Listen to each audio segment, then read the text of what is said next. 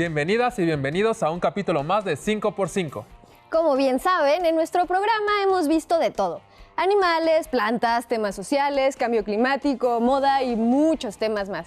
Pero en el 5x5 de hoy hablaremos de una zona de protección ambiental que se encuentra dentro de nuestra ciudad universitaria. Ah, ya sé a cuál te refieres. A la REPSA, ¿no? Exactamente, la Reserva Ecológica del Pedregal de San Ángel. Claro, muchos caminamos por ella, nos tomamos selfies, algunos hacen ejercicio y la recorremos todo el tiempo. Y aún así, hay muchas personas que ni siquiera saben que existe. Exacto, y precisamente por eso es que haremos un 5x5 de hoy, la REPSA.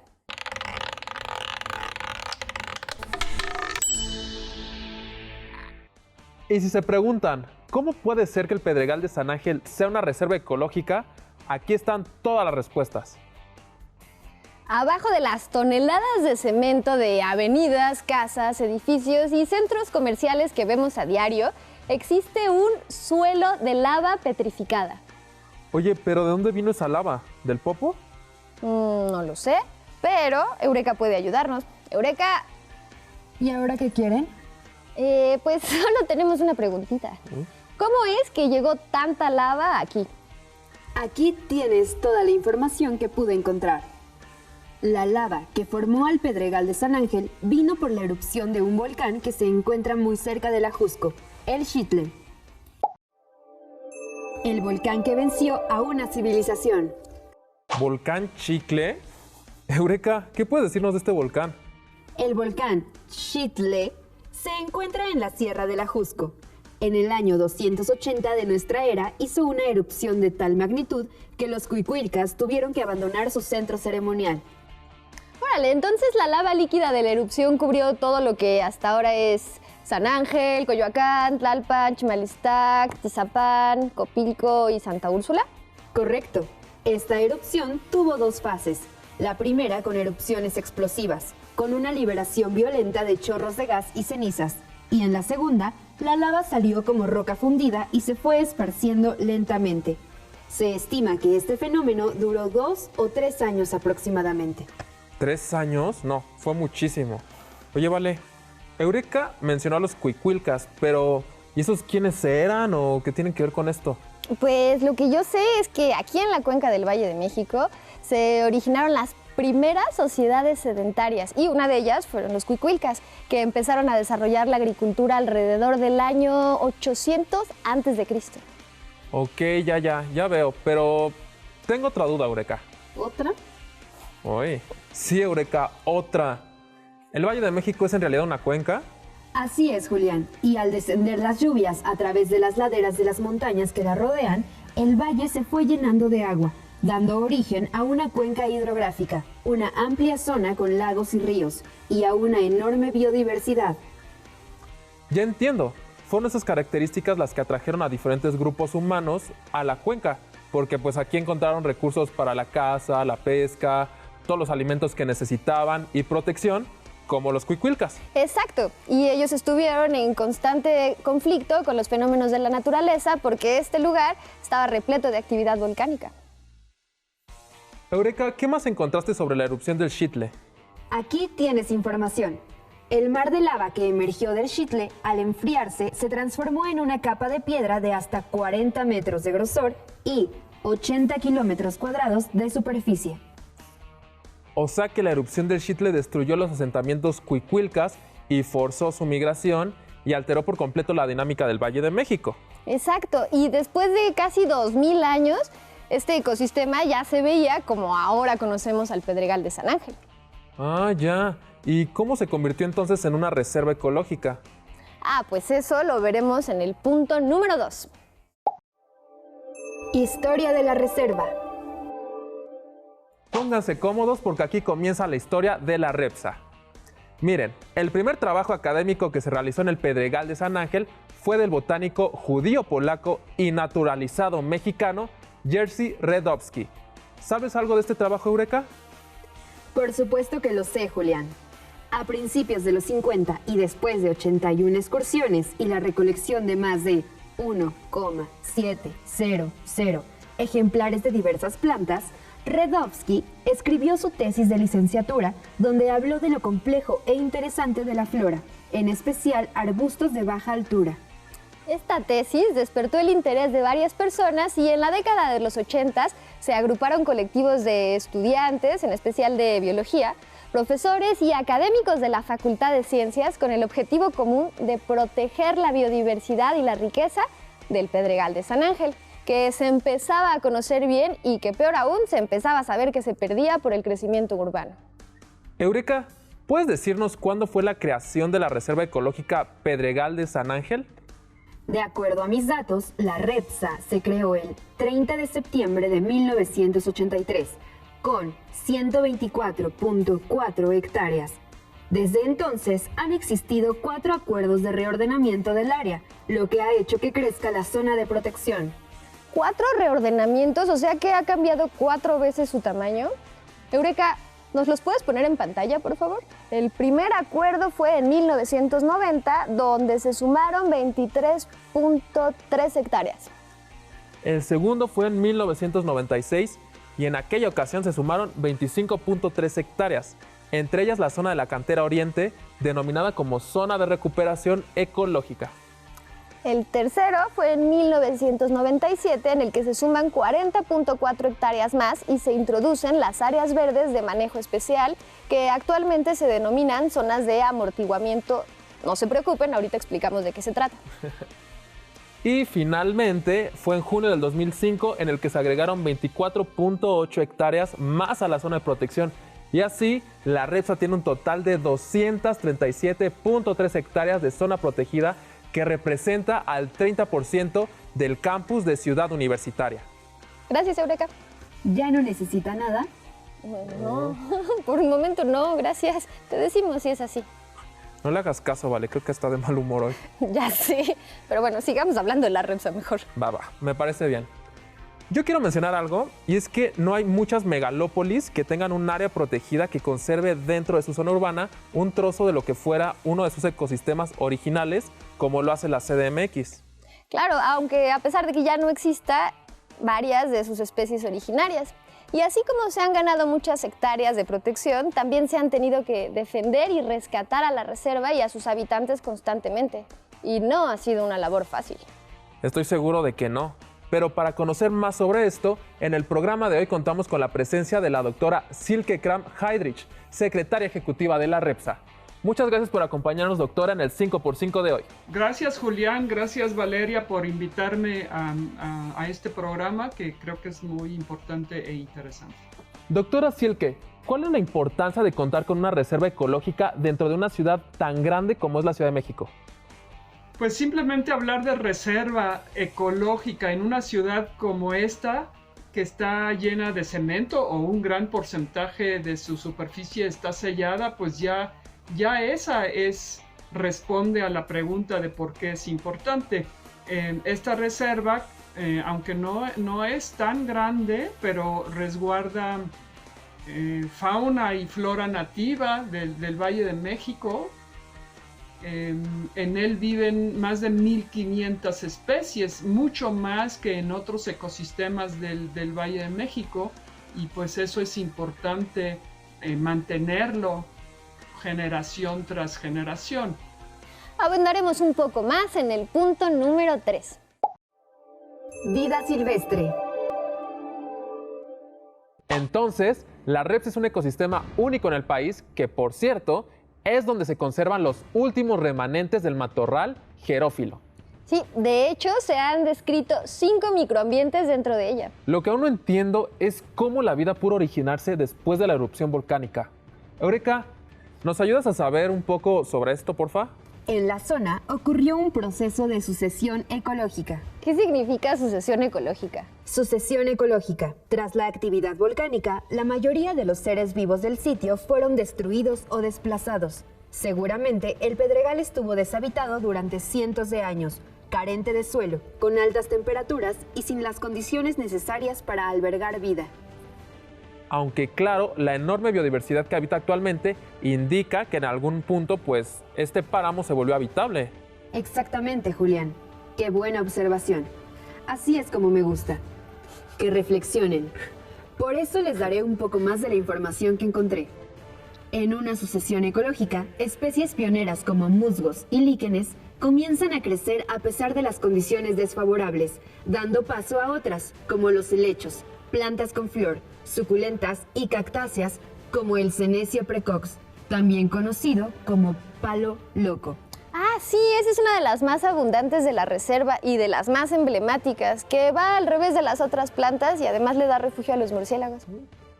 Entonces, poco a poco, la red ecológica del Pedregal se enriqueció. Llegaron anfibios, reptiles, aves y mamíferos, hasta conformar la diversa comunidad biológica que la habita hoy en día. Y como nos comentabas hace rato, Vale, en la REPSA se han descrito más de 5 microambientes, ¿no? Por ejemplo, de junio a octubre la reserva se pinta de verde y de muchos colores vivos más. Y es en estos meses cuando cae 80% de toda la lluvia del año y de la humedad ambiental, dando las condiciones propicias para que la vida renazca. Hasta hace 70 años se pensaba que cerca del 40% de la diversidad total de la Cuenca de México vivía dentro de la reserva. Y el matorral que habita, permanecido semiaislado del desarrollo capitalino, comenzó a ser amenazado por el constante crecimiento urbano a inicios de los 40. Y aún así, la reserva es un proyecto ambicioso y necesario para conservar las pocas hectáreas que quedan del pasado geológico y biológico de la ciudad, por lo que su conservación y mantenimiento es una tarea fundamental de todos y de todas.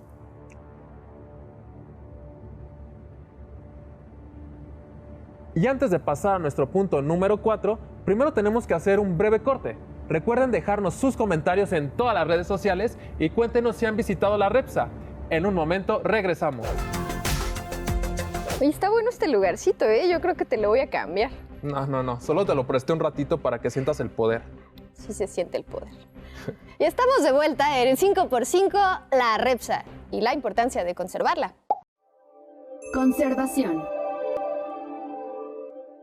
Para seguir hablando de esto, tenemos que tener algo muy claro.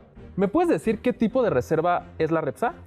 La REPSA está considerada como una reserva natural urbana, de las más grandes del mundo. Pero no es solo por su extensión que es importante conservarla, ¿no, Vale? Exacto, no es solo por eso. Otro de los motivos por los que es importante conservar esta reserva es porque es refugio de las especies nativas que quedan en la ciudad. Y sabemos por la pandemia del COVID-19 que es importante conservar a la vida silvestre así, silvestre, para que no haya problemas con la salud humana. También es un sitio de captación de agua en época de lluvias y además amortigua el ruido y la temperatura. Es uno de los pulmones naturales de la ciudad, que capta CO2 y produce oxígeno. Bueno, lo hacen las plantas que la habitan. Y es un espacio para la docencia y la investigación y un sitio de contacto con la vida silvestre de la cuenca. Y como toda reserva, enfrenta muchos problemas.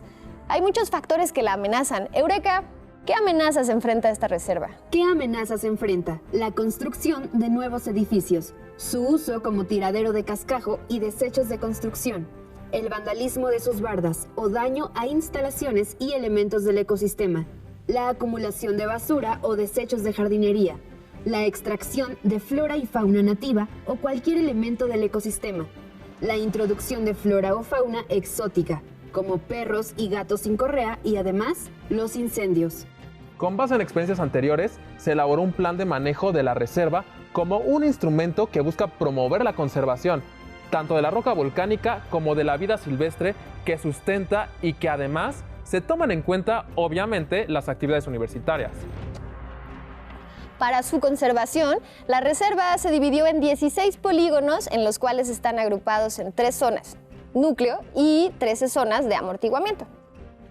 Las zonas núcleo son las áreas donde la protección es más estricta, es donde no se mete nadie. Bueno, solo los investigadores y el personal de protección. Y hay 3 zonas núcleo en la REPSA: la zona núcleo poniente, la zona núcleo oriente y la zona núcleo sur oriente, que en total suman 171 hectáreas. Y por otro lado están las zonas de amortiguamiento, que sirven, como su nombre lo indica, pues para amortiguar la perturbación de los humanos en las zonas núcleo. Es algo así como un puente para las especies. Y existen 13 zonas de amortiguamiento que suman un total de 66 hectáreas. Doctora, ¿podría platicarnos de algunas acciones que se llevan a cabo para disminuir los riesgos que enfrenta la reserva? Bueno, creo que una de las cosas que siempre hacemos es cuidar, estar atentos, ver lo que sucede.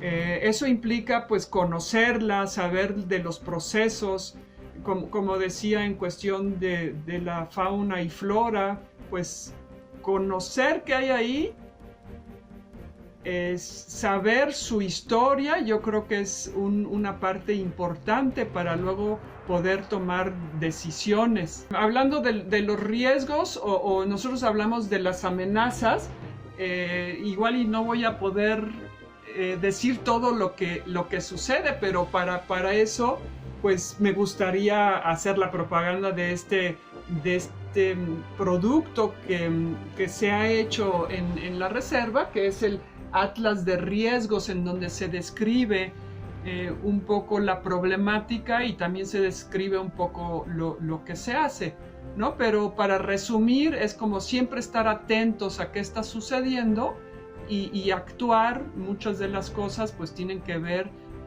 por ejemplo, limitar el crecimiento de las especies exóticas, tanto las que son de plantas y también en cuestión de animales, ¿no? Hay muchos animales domésticos que son liberados en la reserva y estos a la larga pueden causar un problema. Tenemos que aceptar que es difícil conservar algo que en realidad no conocemos. Y con este objetivo, la reserva cuenta con un banco de información en el que se registran los productos académicos y de divulgación que se han llevado a cabo. Para conocerlos, pueden visitar los siguientes sitios. Eureka, ¿me puedes ayudar con los datos de sus redes sociales? Claro que sí, Julián. Iniciando presentación.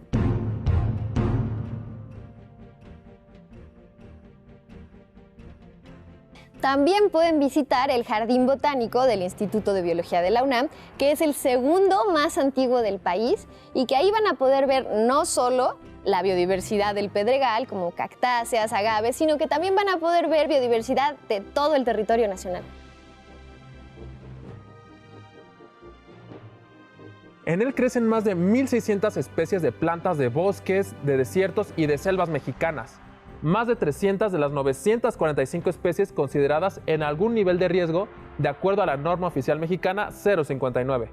Y como parte de las acciones que tienen para la conservación, existe un proyecto llamado Adopta una planta, que llevan a cabo en su tienda Tigriria. Es ahí donde el público visitante puede adoptar plantas de más de 40 especies mexicanas extintas en el medio natural, o amenazadas, o en peligro de extinción, o bajo protección especial, las cuales han sido propagadas en el Jardín Botánico. Así que no duden en acudir a la tienda Tigriria y adopten una de esas plantas. Docencia e investigación. Y como dijimos, en la REPSA también se hace investigación. Eureka, ¿cuáles son los trabajos que se hacen en la REPSA de investigación? Actualmente se tienen registrados 453 productos distintos, proyectos de investigación, libros, tesis de licenciatura, maestría y doctorado y participaciones en congresos. Los temas que se tratan son de biología, geología, arquitectura, arquitectura del paisaje, ingeniería agrícola y economía. Y dentro de estos trabajos se encuentra el de nuestra invitada, la doctora Silke. Seguramente ella nos puede platicar un poco más de esto. Doctora, ¿podría mencionarnos un poco más la relación que tiene la REPSA en cuanto a temas de educación, en el arte y en la investigación de la biodiversidad y de la geodiversidad? Con mucho gusto, Julián. Es una muy buena pregunta. Siempre hemos dicho que la reserva es como un aula viva y aporta a las tres funciones sustantivas de la universidad en cuestión de investigación, en docencia y en divulgación, ¿no? Entonces, en la reserva se han hecho muchísimos proyectos de investigación. Muchos alumnos han hecho ahí sus prácticas, ¿no? Y eso habla de la importancia que tiene para la educación. Y en relación con el arte, hay una alta biodiversidad y también hay otro término que hemos usado que es la geodiversidad. Esta biodiversidad crece sobre un sustrato que es la lava el basalto, ¿no? Que es, le denominamos derrame lábico del Chitle, ¿no? Del volcán de donde viene esta lava. Y entonces, tanto la geodiversidad como la biodiversidad es bella, o sea, hay muchas cosas hermosas que han llamado la atención de muchos artistas. Por nombrar algunos que ahorita se me vienen a la mente, pues Diego Rivera o Joaquín Clausel con sus pinturas, pero también hay esculturas, las de Matías Goeritz, por ejemplo. Hay ilustraciones como las dos ilustraciones de Aslam Narváez. También se ha hecho poesía, ¿no? Entonces creo que es la belleza que ha atraído a los artistas que expresan lo que vemos, ¿no? Fotografía también. ¿Y cuál es la importancia de los afloramientos rocosos remanentes que existen en el campus? Estos pedregales remanentes o afloramientos rocosos son fragmentos de ecosistema del Pedregal de San Ángel que no están resguardados por la reserva, pero son importantes porque los podemos encontrar, sobre todo el derrame lábico del Chitle. Son espacios que nos hacen recordar en qué paisaje volcánico estamos y nos permiten reconectarnos con la naturaleza. Me gustaría leer lo que tenemos como proyección del programa de manejo de la reserva, y es lograr una cultura socioecológica en Ciudad Universitaria a partir de contar con la presencia del paisaje volcánico para potenciar las funciones sustantivas de la UNAM. Una es la reserva que está resguardada, digamos, en donde viven plantas y animales que también tienen procesos ecológicos, y el ser humano no siempre va a estar pudiendo entrar a esos sitios porque también se requiere que estos animales tengan su hábitat sin la intromisión del ser humano, y por eso los afloramientos rocosos fuera de la reserva cobran una gran importancia, porque los podemos usar también como aulas vivas para aprender sobre este ecosistema y su importancia. La REPSA y la cultura. Ya vimos que la REPSA nos permite imaginar cómo era la vegetación del Valle de México hace miles de años. Ahora vamos a ver cómo se representa en el imaginario de las artes. Pintores mexicanos. Y por supuesto que la REPSA ha tenido representaciones. Un espacio como el Pedregal no puede pasar desapercibido. Por supuesto que no. Y grandes mexicanos revivieron sus paisajes a través de sus imágenes. Claro, por ejemplo, Diego Rivera plasmó su encanto por el Pedregal de San Ángel en sus obras, como por ejemplo El paisaje del Pedregal de 1944 y Árbol paisaje del Pedregal de 1937. José Clemente Orozco también hizo lo propio con su obra Pedregal de 1928. Y el Dr. Atl hizo lo mismo con su obra Pedregal de San Ángel de 1946. Documental REPSA. A las lentes fotográficas también les ha parecido importante capturar esta belleza. En el año 2017, Javier Rodríguez Treviño lanzó su corto documental titulado REPSA, que podemos ver en la plataforma de Filmin Latino. Este corto reflexiona en los 8 minutos que dura sobre la importancia de la reserva y retrata lo que hemos señalado a lo largo de este programa, la convivencia que existe entre la flora y fauna junto con la actividad humana. Fotos que transportan. No olviden que la fotografía nos puede transportar a cualquier parte del mundo. En este caso, podemos viajar a la REPSA a través de las imágenes del fotógrafo y escritor Armando Salas Portugal. Historias que brotan de las rocas. Creo que hasta en la literatura se ha representado a la REPSA. Así es, Julián. Existe un libro titulado Historias que brotan de las rocas, donde varios autores narran sus experiencias en la reserva. Se puede descargar de manera gratuita, así que no hay pretexto para no leerlo. Arte para visitar. Ahora que si lo tuyo es la excursión, puedes caminar y conocer partes de la reserva visitando lugares como el espacio escultórico y el Paseo de las Esculturas. O también se puede visitar la senda ecológica y el jardín demostrativo de la Repsa, que es un proyecto de gerojardinería, es decir, donde crecen plantas que pueden vivir solo con el agua que reciben durante la época de lluvias. Claro, una vez que termine todo esto de la pandemia, ¿no? Porque ahorita mejor quedarnos en casa. Aviso importante. Aunque está muy bueno el tema de hoy, el tiempo del programa está llegando a su fin. Descartar o posponer. ¿Qué? ¿Tan rápido? Bueno, pero antes de que Eureka nos corra, tenemos que conocer mejor a nuestra invitada, ¿no? ¿Qué otra carrera le hubiera gustado estudiar? Agronomía, me gusta mucho el cultivo de las plantas. Entonces, bueno, estudié biología y me acerqué a ello porque mi área de trabajo de investigación son los suelos. ¿Cuál es su momento favorito del día? Son en general las mañanas. Me gusta levantarme temprano y empezar el día bueno, con un optimismo para lograr las tareas del día. ¿Libro y película de ficción favoritos? Julián, es una pregunta difícil. Libro. Digamos, voy a hablar de una película que me gusta, que es la de Avatar. Es donde me gusta porque ahí el centro es un árbol, ¿no? Un árbol representando a la madre tierra. Y me gusta el tema de esta película que va hacia la protección de la naturaleza. ¿Quién es su héroe o heroína en la vida real? ¿Quién es mi heroína en la vida real? Voy a hablar de una mujer. Yo creo que mi heroína es mi mamá, por diversas circunstancias que ella pasó en la vida y que aún así tiene la fortaleza de haber crecido a 5 hijos y sí, tiene mucha fortaleza para pasar por situaciones difíciles y eso siempre es un buen ejemplo. Agradecemos a la doctora Silke por acompañarnos en este 5x5. Muchas gracias, doctora, por haber estado con nosotros.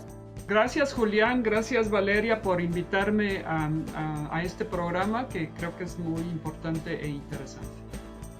Pues hemos recorrido todo el espacio de esta reserva llamada 5x5. Pero recuerden que si quieren ver la reserva completa, o sea, la versión extendida de este programa, pueden hacerlo en el canal de YouTube de TV UNAM. No olviden seguirnos en redes sociales y dejarnos todos sus comentarios. Que en verdad leemos, aunque no lo crean, ¿eh? Nos vemos la próxima semana para